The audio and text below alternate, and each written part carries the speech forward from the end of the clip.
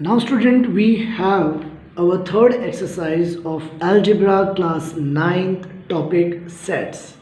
इसकी third exercise आप पढ़ेंगे और इस एक्सरसाइज में वही बेसिक लिस्टिंग और रोस्टर थोड़ा आना चाहिए. ओके, सेट बिल्डर किस तरह से कन्वर्ट होता है जो मैंने आपको पहले बताया था. बाकी कॉन्सेप्ट ऑफ सबसेट आ रहा है सिर्फ, और एक वेन डायग्राम नाम की चीज़ आ रही है. Okay, so let's start. First समय हमारा 1.3 टेक्स्ट बुक पेज नंबर 11 पर कि if A set, B set, C set and D set आपको गिवन है. आपको पूछ रहा है C is a subset of B, और ये आंसर आपको ट्रू या फॉल्स लिखना है. अगर सबसेट है तो आंसर ट्रू है, वरना सबसेट नहीं है तो फॉल्स है. तो मेरे सेट्स क्या हैं? एक मेरा ए सेट आ रहा है जो गिवन है, A comma B comma C comma D और comma A. This A B C D मेरे एलिमेंट्स हैं सेट ए के. फिर कैपिटल बी है, वो क्या है?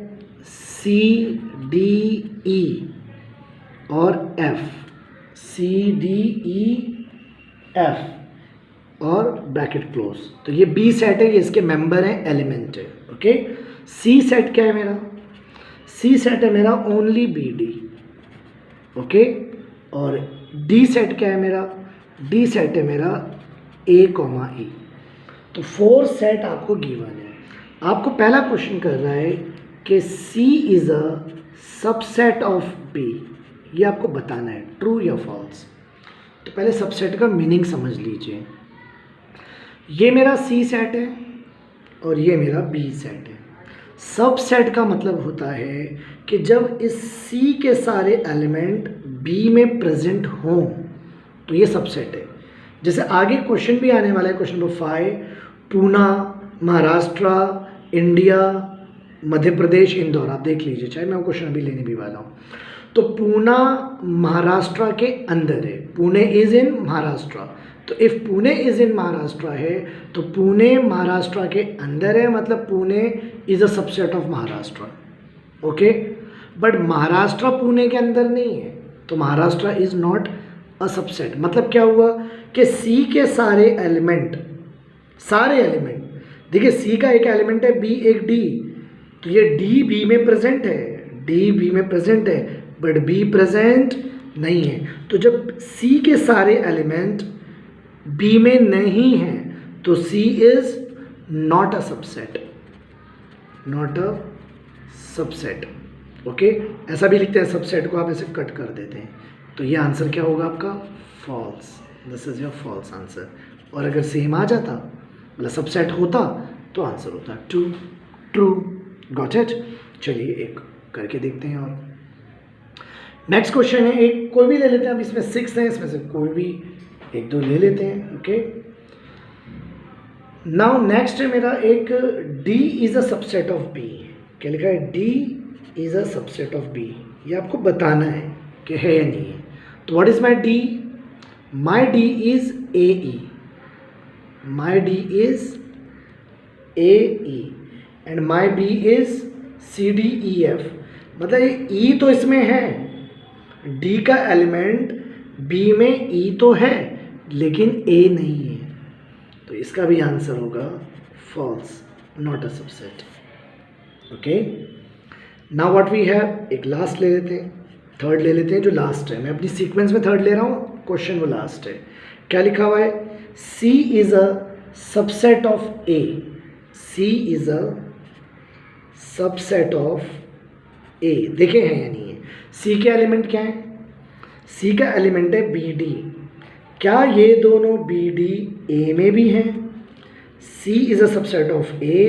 C के एलिमेंट कौन है? BD. क्या ये BD A में भी है? यस, BD इसमें भी है, BD इसमें भी है. व्हाट इट मीन कि C के सारे element is present in set A. C के एलिमेंट प्रेजेंट इन A. तो अगर C के element completely present in A होगा तो ये आपका आंसर ट्रू होगा, because it is a subset. Now second question. क्या है सेकेंड क्वेश्चन हमारा? Take the set of the natural numbers from 1 to 20 and as universal set और show that x and Y using Venn diagram. तो Venn diagram तो अभी बना दूंगा, लेकिन वेन डायग्राम से पहले आपको क्वेश्चन में एक्स और वाई दोनों सेट किस फॉर्म में गिवन है, सेट बिल्डर में, तो पहले आपको उसको लिस्टिंग बनाना आना चाहिए। अब थर्ड एक्सरसाइज आते आते भी अगर फर्स्ट एक्सरसाइज नहीं आती है तो फिर आप ये नहीं कर सकते हैं। What is my x given, हमें यहाँ टाइम बचाने के लिए क्वेश्चन आप टेक्स्ट से देखेंगे।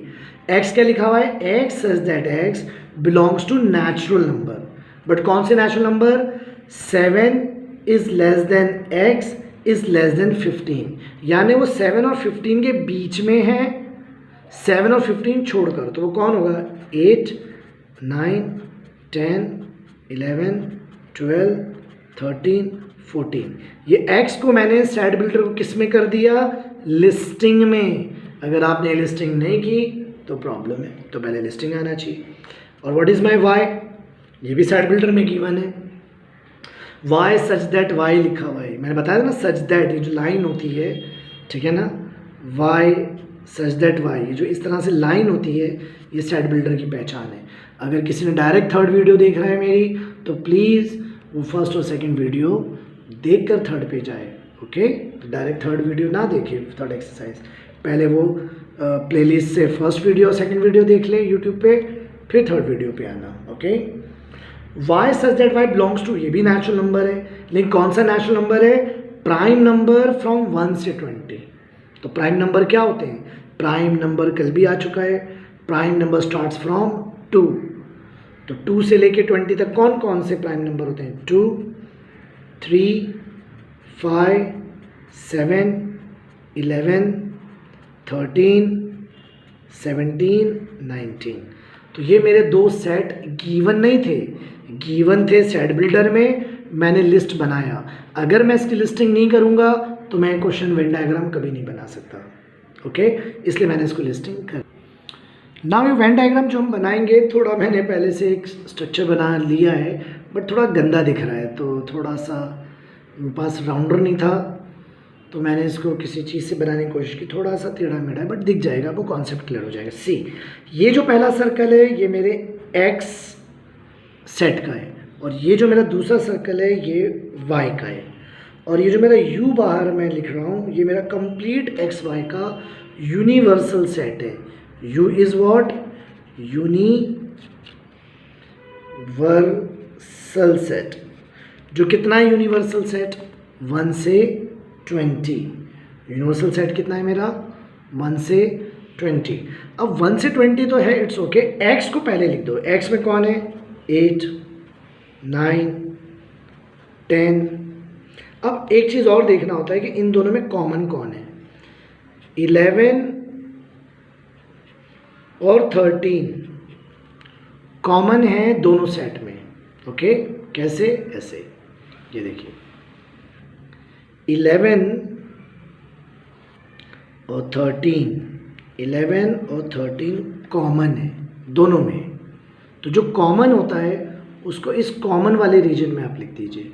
ये जो रीजन कॉमन है इस सर्कल में और इस सर्कल में, ये जो बीच का रीजन है कॉमन है, तो इस कॉमन को पहले ही लिख दीजिए 11 13।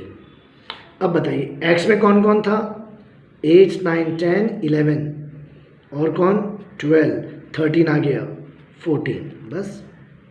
और वाई में कौन कौन है मेरा, 2 3 5 7। अब 11 यहाँ नहीं लिखना है, 11 13 आ चुका है, 17 और 19। तो ये मैंने x के लिख दिए, y के लिख दिए और दोनों के कॉमन लिख दिए। अभी भी 20 तक बहुत सारे बाकी हैं। कौन कौन बाकी है, 1 नहीं आया तो यहाँ लिख दो 1, 2 आ गया, 3 आ गया, 4 नहीं आया, ओके 4, तो यहाँ लिख दो 4, बाहर लिख दो, मतलब सर्कल के बाहर, इस यूनिवर्सल में लिखना है, इसे यूनिवर्सल में लिखना है। 4 5 आ गया, वहाँ पर 6 नहीं आया तो 6, 7 आ गया, 8 9 10 11 12 13 14 आ गया, 15 नहीं आया तो 15 बाहर, मतलब सर्कल के बाहर 15। फिर 16 भी नहीं आया तो 16, 17 आ गया, ओके 18 नहीं आया 18, 19 आ गया, 20 नहीं आया 20। This is your answer, okay. Now एक और क्वेश्चन है थर्ड हमारे पास, जिसमें यूनिवर्सल सेट गिवन है, पी सेट गिवन है। इसमें एक वेन डायग्राम वाला सेम पार्ट है, इसलिए वो वेन डायग्राम वाला मैं अटैम्प्ट नहीं कर रहा हूँ, वो आपका होमवर्क रहेगा। सेम इसी तरह से वेन डायग्राम उसका बनाना है। आगे लिखा है वेरीफाई पी डैश का डैश, इस डैश को कॉम्प्लीमेंट कहते हैं। पी कॉम्प्लीमेंट का कॉम्प्लीमेंट, तो होता क्या है पी कॉम्प्लीमेंट, वो देख लीजिए। इसका एक फॉर्मूला रिलेशन भी होता है, लेकिन मैं एक सिंपल वे में आपको बता रहा हूँ। पी कॉम्प्लीमेंट होता है मतलब पी के एलिमेंट को यू से हटा दो, जो रिमेनिंग है वो पी कॉम्प्लीमेंट है। नहीं समझे? ओके, फॉर एग्जाम्पल पी का एलिमेंट क्या है 1, तो ये 1 cut, 3 cut, 7 cut, 10 cut. P complement का मतलब होता है कि पी के एलिमेंट को यूनिवर्सल से रिमूव कर दो, एलिमिनेट कर दो।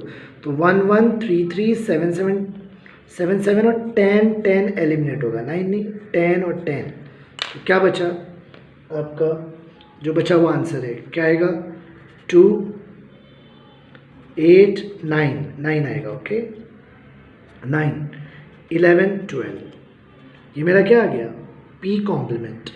बट ये कह रहा है पी कॉम्प्लीमेंट का अगेन कॉम्प्लीमेंट, तो इस बार क्या करना है, पी कॉम्प्लीमेंट वाले को यू से हटा देना है। इस बार पी कॉम्प्लीमेंट वाले को इस बार यू से हटा देंगे, तो अब जो रिमेनिंग होगा वो मेरा फाइनल आंसर होगा। पी कॉम्प्लीमेंट क्या है 2, तो 2 हटा दो, 8 रिमूव कर दो, 9 रिमूव कर दो, 11 रिमूव कर दो, 12 रिमूव कर दो। क्या बचा 1 3 7 10, यानी पी कॉम्प्लीमेंट आया, ये पी कॉम्प्लीमेंट आया सेम पी की तरह। ये पी तो है 1 3 7 10, 1 3 7 10, इसका मतलब पी कॉम्प्लीमेंट का कॉम्प्लीमेंट पी ही होता है। हैंस वेरीफाई पी कॉम्प्लीमेंट का कॉम्प्लीमेंट पी ही होता है। That's all. नाउ आगे है फोर्थ सम डायरेक्ट है, उसमें लिखा हुआ है right any 3 subset of A set given है आपको 1 3 2 7, और क्वेश्चन है राइट एनी 3। अब टोटल तो इसमें 4 एलिमेंट्स हैं, सो ए सेट के पास 4 एलिमेंट्स हैं, तो इसकी टोटल पॉसिबिलिटी 16 एलिमेंट्स भी बना सकते हैं आप, सबसेट 16 जी। बट यहाँ लिखा राइट एनी 3, तो राइट एनी 3 लिख दीजिए। एक सेट ले लीजिए ओनली 1, एक सेट ले लीजिए ओनली 2, ओके, एक सेट ले लीजिए 1 3, ऐसा कुछ भी अपनी मर्जी से जो भी बनाना चाहें बना सकते हैं। Okay, now we have a question number 5, वो जो पूना इंदौर में आपको बता रहा था वो अब आ गया है। एक पी सेट है मेरे पास जो पुणे को रिप्रेजेंट करता है। क्वेश्चन आप देखना, मैं आंसर लिखूंगा। पुणे कहाँ है, पुणे इज इन महाराष्ट्र, और महाराष्ट्र का सेट वहाँ कौन है एच, तो आप लिखेंगे P is a subset of H, एक सबसेट ये बन गया। फिर वहाँ लिखा हुआ है इंदौर आई है, और मध्य प्रदेश एम है। इंदौर मध्य प्रदेश में है, तो आप लिखेंगे Indore I is a subset of M Madhya. अब उसमें इंडिया का भी सबसेट बी गिवन है, और भी बना सकते हैं, मैं ये कुछ बना रहा हूँ इसमें से, ठीक है ना। तो इंडिया की में कौन है, इंडिया में पूना भी है, इंडिया में महाराष्ट्र भी है। तो व्हाट इज माई महाराष्ट्र, मेरा महाराष्ट्र था एच, तो H is a subset of B, Bharat India, मतलब महाराष्ट्र इन इंडिया है। वैसे सारे सबसेट जो गिवन है set P M I H, ये सब बी के अंदर है, बिकॉज इंडिया बड़ा सेट है, बाकी सब स्टेट या सिटीज़ उसके अंदर है। ओके, तो और भी सेट बन सकते हैं, मैंने यहाँ 3 बना के आपको बताएं, और भी आप सोचिए कौन से सेट बन सकते हैं और आंसर चेक करें। नहीं आए तो फिर वही बात, मुझे आप डाउट पूछेंगे, व्हाट्सएप करेंगे, तो मैं आपको आगे क्लियर कर दूंगा। Now we have question number 6 है हमारे पास। ओके, क्वेश्चन नंबर 6, इसमें क्या लिखा हुआ है, इसमें भी डायरेक्ट आंसर ही है। Which set of the numbers could be the universal set हो सकता है, कौन यूनिवर्सल सेट है। मैंने आपको यूनिवर्सल सेट की डेफिनेशन बताई थी कि यूनिवर्सल सेट वो सेट होता है जिसमें सारे एलिमेंट होते हैं, वो किसी के अंदर नहीं होता है।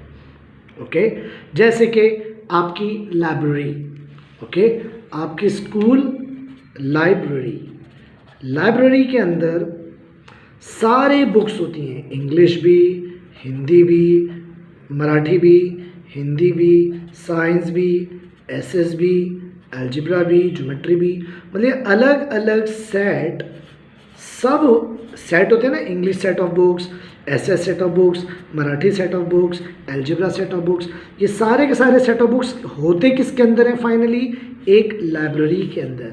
तो लाइब्रेरी क्या हुआ आपका, यूनिवर्सल सेट। ओके, तो ऐसे ही आपको यूनिवर्सल सेट बताना है जिसके अंदर ये सेट्स आते हैं जो गिवन है। पहला सेट गिवन है मेरा ए मल्टीपल ऑफ 5। अब वही बात बेसिक आना चाहिए, मल्टीपल ऑफ 5 कौन होता है, 5 का table, 5 10 15 20 dot dot dot dot, क्योंकि उसने बोला नहीं कहाँ तक। मल्टीपल ऑफ 7 क्या होगा, multiple of 7 7 14 21 dot dot dot. C क्या है, मल्टीपल ऑफ 12, तो इसमें होगा 12 24 36 डॉट डॉट डॉट। अब एक ऐसा मुझे सेट बताओ जिसमें सब आते हैं, होल नंबर स्टार्ट होते हैं फ्रॉम 0 से, तो 0 से लेके इन्फिनिटी भी इसमें है और पॉजिटिव इंटीजर्स भी हैं ये। तो आप इसका आंसर सिर्फ होल नंबर भी लिख दीजिए, नेचुरल नंबर भी लिख दीजिए, ठीक है ना। All are sets of natural number लिख दीजिए या होल नंबर लिख दीजिए। ओके, इंटीजर भी आ सकता है, पॉजिटिव इंटीजर आंसर। ओके, एक लास्ट 7 है, 7 सम, जस्ट सिंपल सा ओरल सा सम है। ओके, सम में लिखा हुआ है set of all student of a class is an universal set. समझो एक यूनिवर्सल सेट है, all student of a class, जितने भी स्टूडेंट हैं क्लास के वो यूनिवर्सल सेट हैं। समझो आपकी 9th क्लास है, उसमें जितने बच्चे आपकी क्लास में पढ़ते हैं वो सब यूनिवर्सल सेट हैं। Let A be the student who secured 50% और मोर मार्क्स इन मैथ्स, जो 50% और मोर मार्क्स लाए, तो बताओ उसका कॉम्प्लीमेंट क्या होगा। ओके, कॉम्प्लीमेंट मैंने आपको पहले बताया था कि A complement is equals to होता है यूनिवर्सल माइनस ए। याद है जब हम पी कॉम्प्लीमेंट निकाल रहे थे तो यूनिवर्सल से मैंने पी को हटा दिया था, माइनस कर दिया था, जो बचा था वो कॉम्प्लीमेंट था। ऐसे यहाँ पर लिखा हुआ है A compliment you minus A. You क्या है मेरा, पूरी क्लास, उससे से माइनस कर दो आप स्टूडेंट्स जिनको 50% और मोर मिले हैं, तो 50% मोर माइनस करेंगे तो क्या आंसर आएगा, 50% और लेस। तो इसका आंसर आएगा, इन वर्ड्स आएगा, set of students who secure. आप वर्डिंग्स अपनी बना सकते हैं, सेंटेंस मीनिंग निकलना चाहिए मैथ्स में, सेंटेंस आप सेम बनाएं, याद कर लें या रेडीमेड कर लें या अपने ओन वर्ड्स में भी लिख सकते हैं। Set of students who secure, ये मोर का क्वेश्चन है तो कॉम्प्लीमेंट में आएगा less than 50% marks in maths. So this is all about your first exercise, जिसको मैंने सारे ही क्वेश्चन ऑलमोस्ट ले लिए हैं। कल हम इसकी एक एक्सरसाइज और करके चैप्टर एंड करेंगे। ओके, कोई भी प्रॉब्लम हो तो मुझे व्हाट्सएप करके ज्वाइन कर लीजिए और अपने डाउट्स पूछिए। वीडियो सुनना कोई बड़ी बात नहीं है, एक्चुअल बात है डाउट्स डेली बेसिस पे क्लियर करना, ताकि जब आपका स्कूल रीओपन हो तो आपको कुछ आता हो और 9th क्लास का बेस बने। फिर फाइनल एग्जाम्स आपके 9th के होंगे तो आपको 9th की पढ़ाई आनी चाहिए, ताकि 10th का बेस बना हो तो फिर आप 10th की पढ़ाई प्रॉपरली कर सकते हैं। Thank you.